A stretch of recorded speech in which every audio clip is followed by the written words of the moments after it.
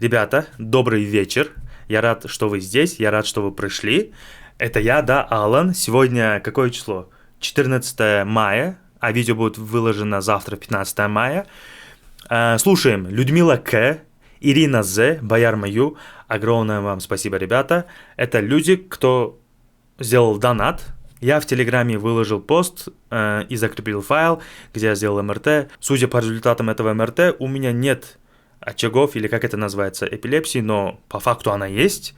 Поэтому скоро я пойду делать еще один тест, где мне нужно будет не спать всю ночь, а потом этот тест будет длиться 4 часа. Я не знаю, что это такое, скоро узнаем, и я вам сообщу результаты. Поэтому, если вы хотите помочь мне и вдруг не знаете как, то у меня есть Boosty, ссылка на Boosty будет в описании. У меня есть своя виза-карта. На эту виза-карту можно кидать деньги абсолютно с любой точки мира. С Узбекистана, с Казахстана, с Каспии, с Узум. У вас в Узбекистане, по-моему, Узум, да? С любой точки мира. Потом есть Сбербанк для тех, кто находится в России. Есть и Сбербанк, да. Все ссылки будут в описании. И, ребята, сегодня я переводил Тима Уэлша. У меня есть на канале только одна его реакция. Перевод реакции на песню SOS. Сегодня будет вторая. «Грешная страсть». И Тим Уэлш — это особенный персонаж, потому что он и оперный певец, и там рок-певец, и там на синтезаторах он там играл, и он и учитель по вокалу. Короче, он знает, то есть он, я так понял, испробовал все, многое, скажем так. И судя по тому, что он говорит, как он объясняет, что Димаш делает, а это видео длится 20 с чем-то минут там, можно понять, что этот человек шарит, он понимает. Это настоящий учитель по вокалу. 100%. Поэтому, если вам интересен его разбор, послушайте, потому что над переводом я старался, я очень сильно старался. Если вы вдруг сами являетесь учителем по вокалу, если вам интересно, что говорит этот человек, если вам интересно, будут ли совпадать ваши мнения насчет всяких техник, то милости прошу, смотрите, 20 с чем-то минут, добро пожаловать. Я уже говорю слишком много, это видео и так длится долго. Спасибо вам еще раз за вашу поддержку, и давайте начнем. Окей, думаю, это уже моя 5-я реакция и вокальный разбор Димаша Кудайбергена.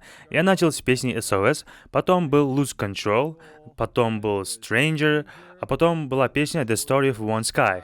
И теперь мы здесь, с грешной страстью. Все эти видео собраны в плейлист на главной странице моего канала, так что обязательно загляните туда. Меня зовут Тим, я преподаватель вокала, я обучаю вокалу уже 24 года.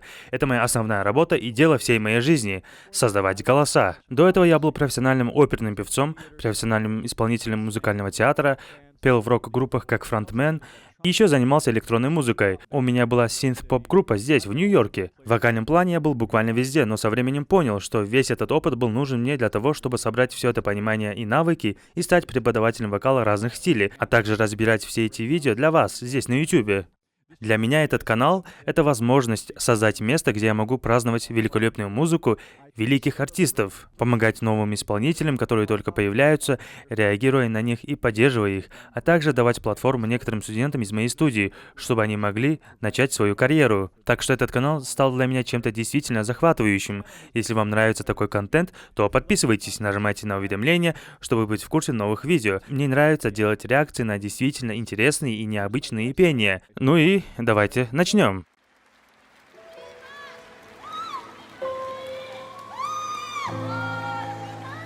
Ты явилась нежданно,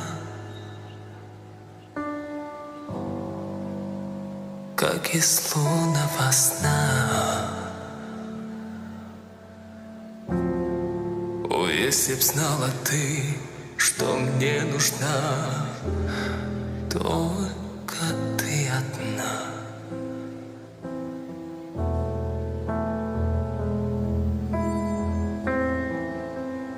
Линии долгие лилии, были ночи без сна, но в стуже сердце озарила, как весна, только ты одна.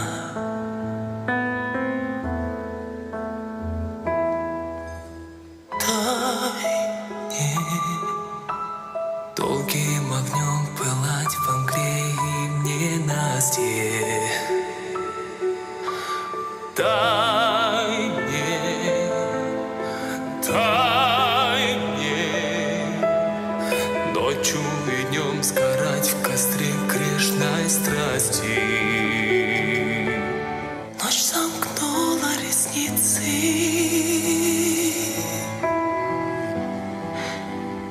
и вокруг тишина.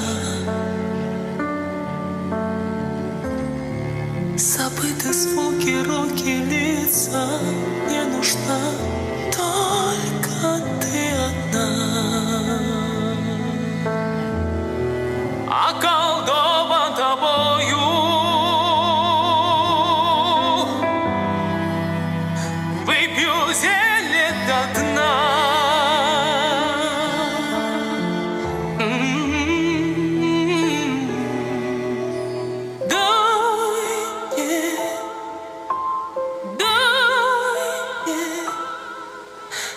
Долгим огнем пылать в огне и в ненастье. Тайне, тайне, ночью и днем сгорать в костре грешной страсти.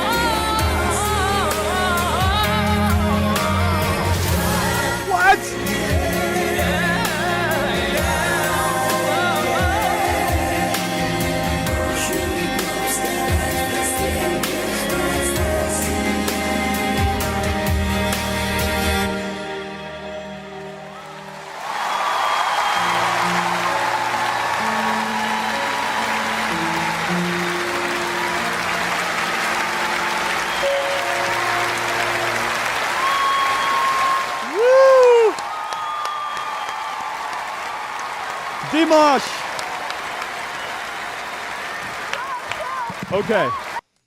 Okay. Окей, давайте все разберем. Димаш, он просто взрывает мозг.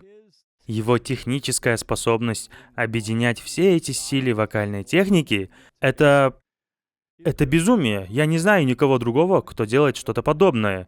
Я правда не могу вспомнить ни одного человека. Есть другие люди, которые делают что-то вроде опера-рока, но он вообще делает все. Но у него есть эти маленькие интимные моменты, задумчивые, хрипловатые, воздушные, текучие звуки. Потом у него есть безумные оперные высокие ноты в стиле контртенора. Это когда мужчина имитирует верхний женский регистр оперной певицы. Затем у него есть полноценные низкие, баритональные оперные тембры. Потом он поднимается в верхний и средний регистр, и там уже звучат яркие, медные, оперные, тенорные ноты. А потом он использовал эту технику с гортанью. When he did that, Он использовал все техники. Блин, по-моему, теперь я понимаю Димаша. Димаш — это про мир и про объединение людей через свою музыку. Именно поэтому он берет так много разных аспектов разных вокальных стилей и соединяет их в своем пении, как попытку музыкально объединить мир.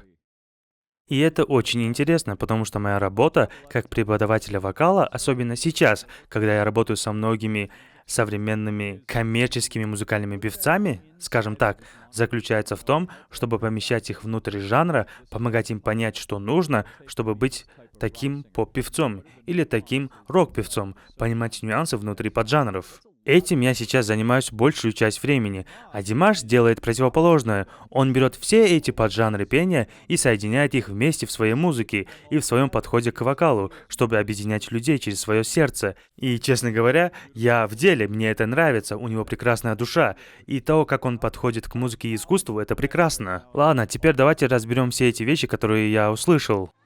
Ты явилась нежданно, как из лунного сна.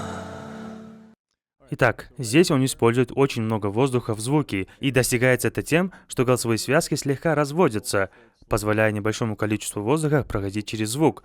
Нужно очень близко подойти к микрофону, опереться на этот поток воздуха и добавить немного компрессии. Это активация сжатия области над гортанью. У нас есть поток воздуха и легкое сжатие. Иногда он добавляет немного такого скрипящего звука, чтобы придать напряжение и шероховатость. Какой красивый тембр!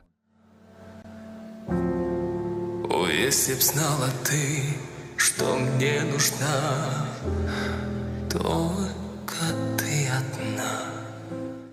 Обратите внимание, в первых фразах он вообще не использовал вокальный штрабас или утолщение голосовых складок.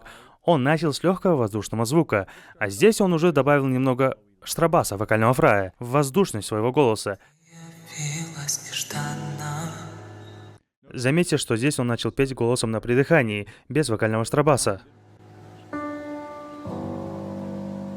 как из лунного сна.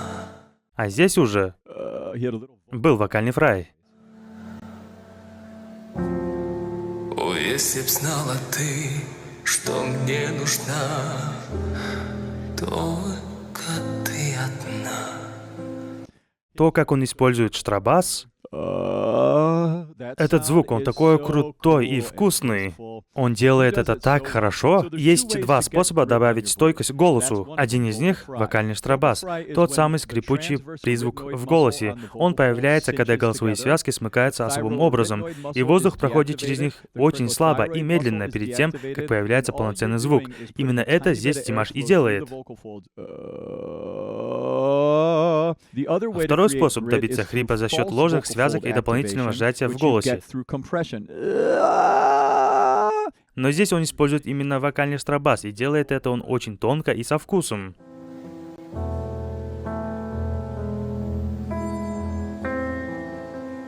Линии долгие лилии, Здесь то же самое. были ночи без сна. Также обратите внимание, как он убирает свое вибрато к концу длинных нот и фраз. Это очень распространенный прием в современном пении. Позже он начинает добавлять большие вибрато прямо в середине фраз. Но в стуже сердце озарило, как весна. Только ты одна. Так выразительно. Его связь с текстом и смыслом песни невероятного уровня. Это потрясающе. Дай мне, дай мне, Hear the vibrato? долгим огнем пылать в Ангрее ненастье. То есть у него есть то, что в мире вокальной педагогики называется слуховой шероховатостью. Это такой шипящий, слегка хриплый, шершавый воздушный призвук в тембре. Такой звук очень приятно слушать, и сейчас это очень популярная окраска голоса, и здесь он использует ее просто великолепно. Дай мне. И как только я это сказал, он переключается на плотное, чистое смыкание голосовых связок. Появляется этот яркий металлический тембр. Послушайте этот переход. Долгим огнем пылать в Ангрее ненастье. Сейчас будет переход. Дай мне. Заметьте, как звук стал более ярким, более металлическим. Появляется этот укус в голосе. Именно это и происходит, когда внутри гортани активируются определенные мышцы. That's the Это и есть этот щитовидный резонанс, скажем так. Он не дает этому голосу ту самую металлическую плотность и пробивную мощь. Он буквально меняет манеру звучания на ходу. То включает этот эффект, то убирает его. Дай мне. Что изменилось в этом тембре? Oh, Он открыл горло, поднял мягкое небо, выровнял положение гортани и опустил ее ниже, благодаря чему появился весь этот глубокий баритональный объем в голосе. Послушайте еще раз. Дай мне. Здесь его горло не так сильно открыто, как оно будет в следующий раз. Дай мне. Здесь горло открыто еще сильнее, поэтому звук стал глубже. Это огромная переменная в голосе. Это огромная переменная в голосе. Открываете вы горло или нет. Это очень сильно влияет на звучание. Ночью и днем сгорать в костре грешной страсти.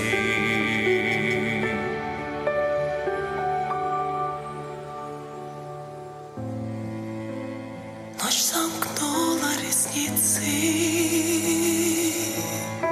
Теперь он перешел в верхний регистр, его гортань поднялась, из-за чего звук стал легче. Голосовые связки все еще слегка разведены, поэтому через них проходит много воздуха. У него все еще есть вибрато внутри фразы, хотя и не такое сильное, как в полноценном оперном звучании. Но все же вибрато здесь присутствует. И вокруг тишина. Теперь он добавляет вибрато только в длинных нотах и фразах. Заметьте, как он меняет все это во время песни. Забыты звуки, руки, лица. Не нужна только ты одна. Использование воздуха в голосе сейчас звучит настолько притягательно. Это так красиво.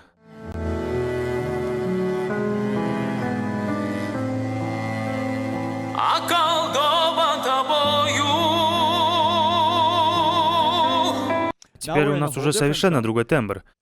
did you hear? Вы слышали, как он резко усилил смыкание голосовых связок? Добавил плотность, яркость, больше вибрато. У нас теперь и больше давления воздуха. Воу, поехали!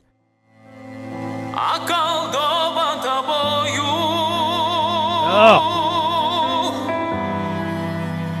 Выпью зелье до дна.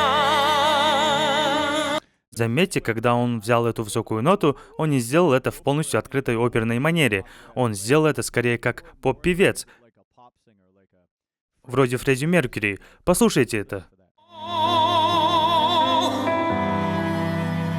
Выпью зелье до дна. Вы это слышали? И ты вернешь меня из бездны в этот мир. Только ты одна. Beautiful. Мне нравится этот маленький риф, который он сделал. Понимаете, я об этом и говорил, о его стилическом разнообразии. Он собирает все вокальные стили мира и помещает их в одну песню, чтобы нас всех объединить, не так ли? Сами послушайте, такой крутой риф. Мир, только ты одна. Дай мне.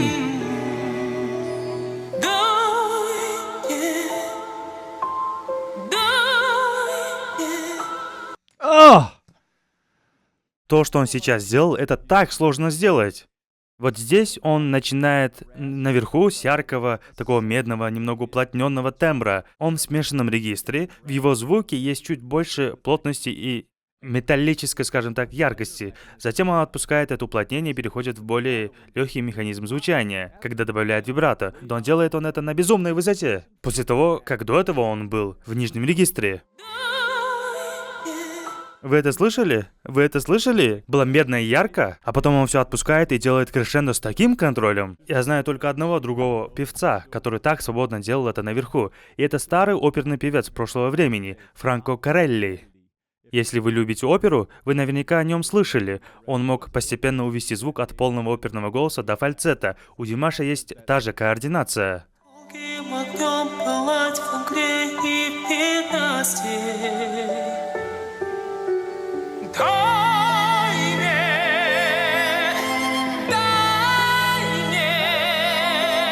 каждой фразе он меняет свою технику. Итак, первая нота была оперной, его гортань была открыта. Это была самая чистая опера. А потом он резко ушел в современную коммерческую манеру.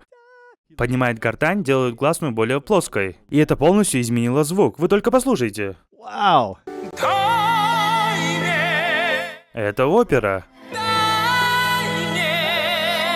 Это попса. Ночью идем сгорать в костре грешной страсти.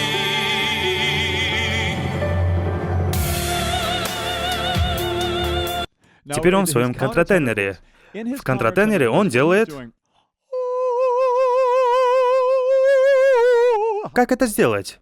Чтобы так петь, нужно открыть горло, как в опере, мягко небо поднимается, гортань опускается, вы уходите в фальцет, но при этом меняете внутреннюю форму рта так, чтобы появился этот звонкий резонанс, похожий на женский оперный голос. И эта техника на самом деле родилась очень давно, во времена кастратов. Кастраты были мальчиками с красивыми голосами, которых затем кастрировали, чтобы попытаться сохранить их красивый голос во взрослом возрасте. Это была очень варварская практика в прошлом, но именно с этого началась та контратеноровая традиция, которая у нас есть сейчас. И Димаш здесь очень красиво использует свою контратеноровую технику.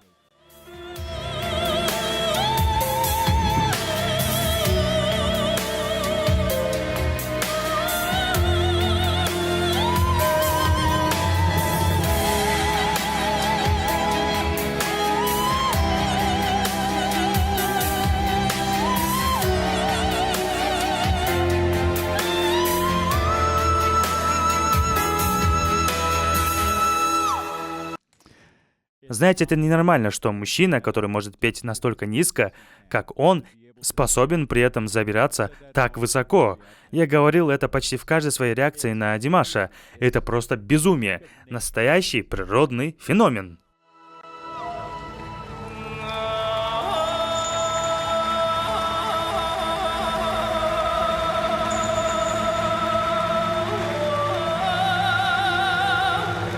Эта маленькая прерывистая штука, которая потом ускоряется, называется мортентрель. По крайней мере, так нас учили в аспирантуре.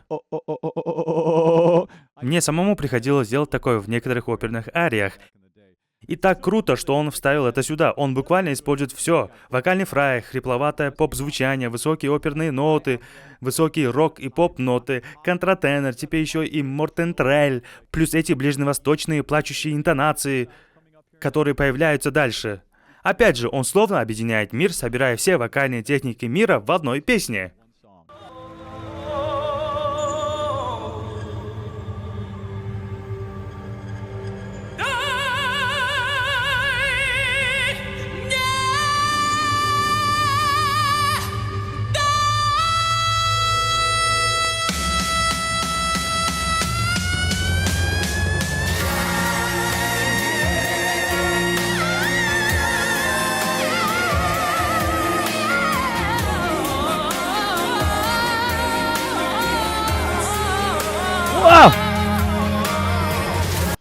Итак, все это было на одном дыхании. Вы это заметили? Как он это сделал? Вот как. Когда у вас яркий, плотный тембр и голосовые связки очень плотно смыкаются, воздух почти не проходит через них, потому что все закрыто. Вы создаете давление против голосовых связок, но расход воздуха минимальный, потому что этот проход закрыт.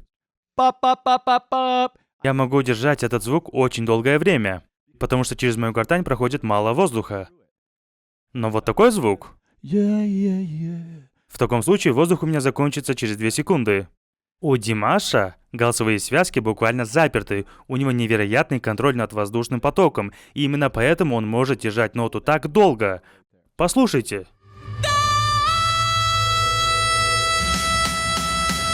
И обратите внимание, насколько плоским сейчас становится гласный звук. Это одна из причин, почему эта нота похожа на высокую ноту в современной музыке, нежели чем на высокую оперную ноту. Оперные певцы так обычно не делают, у них почти всегда есть вибрато там наверху. Они крайне редко поют абсолютно прямым звуком. Кроме того, оперные певцы затемняют верхние ноты, у них звук формируется чуть глубже и темнее за счет формы рта. Димаш иногда делает так, но не здесь. Здесь у него яркий, металлический, высокий рок-поп звук. Ну, в общем, высокая нота в стиле современной музыки.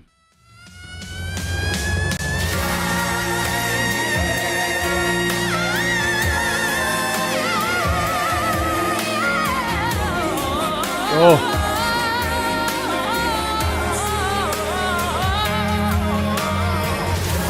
Гибкость его голоса так хороша.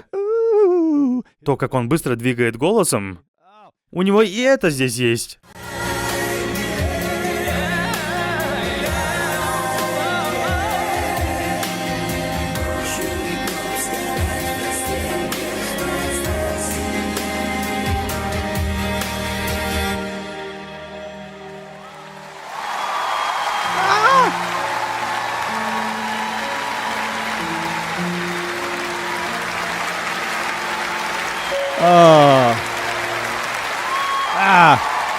Okay.